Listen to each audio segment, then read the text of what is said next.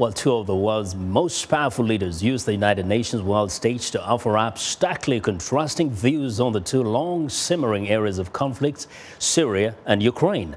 Those issues dominated the face-to-face meetings between U.S. President Barack Obama and Russian President Vladimir Putin. It was their first such formal meeting in more than 2 years. VOA White House correspondent Aru Pande reports from the UN in New York. The image seemed to say it all, as President Obama and his Russian counterpart Vladimir Putin headed into more than 90 minutes of talks late Monday. They managed a forced handshake. The meeting came just hours after both leaders offered diverging viewpoints on the Syrian conflict and the leadership of Bashar al-Assad. In his UN General Assembly address, Obama called the Syrian president a tyrant who, quote, drops barrel bombs to massacre innocent children. He urged the world body to unite behind a political transition in Syria that does not include Assad. The United States is prepared to work with any nation, including Russia and Iran, to resolve the conflict. But we must recognize that there cannot be, after so much bloodshed, so much carnage, a return to the pre-war status quo.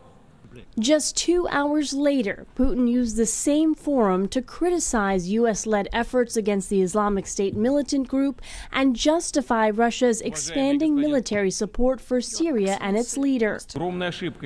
We think it is an enormous mistake to refuse to cooperate with the Syrian government and its armed forces who are violently fighting terrorism face to face. We should finally acknowledge that no one but President Assad's armed forces and Kurds militia are truly fighting the Islamic State. The two world leaders also sparred on the situation in Ukraine, with President Obama denouncing Russia's annexation of Crimea and continued aggression in the country's east. We cannot stand by when the sovereignty and territorial integrity of a nation is flagrantly violated.